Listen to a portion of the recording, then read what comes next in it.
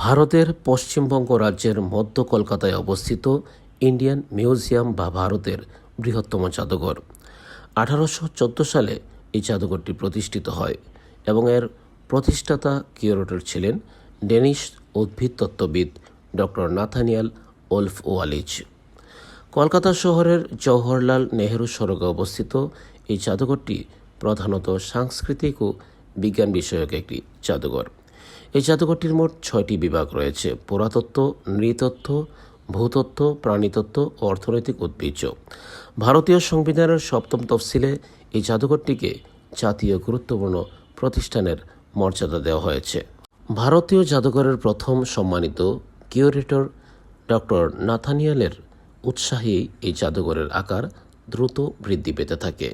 তার জন্যই এই জাদুঘর আজ এত বড় হয়েছে বলে বেশিরভাগ মানুষের ধারণা। ভারতীয় জাদুঘরের সংগ্রাহকরা ছিলেন ইউরোপীয় এবং একমাত্র ভারতীয় সংগ্রাহক ছিলেন বাবু রামকমল সেন। বাবু রামকমল সেন পরবর্তীতে এশিয়াটিক সোসাইটি অব বেঙ্গলের ভারতীয় সচিব হয়েছিলেন।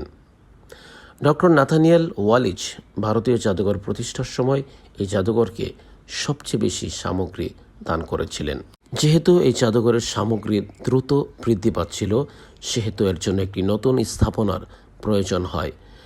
1875 সালে 1,40,000 টাকা ব্যয়ে নতুন এই স্থাপনা তৈরি হয়। স্যার টম হল্যান্ডের পরামর্শে ভারতীয় জাদুঘরের এই স্থাপনা নকশা করেন ওয়াল্টার এল গ্রেনভিল। 1879 সালে সাউথ কেনসিংটনের ইন্ডিয়ান মিউজিয়ামের সংগ্রহের একাংশ এই জাদুঘরে আসে। 1916 সালে জিওলজিক্যাল সার্ভে অফ ইন্ডিয়ার অনুদানে ভারতের এই জাদুঘরে প্রাণীতত্ত্ব এবং 1945 সালে অ্যানথ্রোপোলজিক্যাল সার্ভে অফ ইন্ডিয়ার অনুদানে নৃতাত্ত্বিক বিভাগ চালু হয়। বর্তমানে এই জাদুঘরটি দেখতে দেশ বিদেশ থেকে অনেক মানুষ ছুটে আসেন।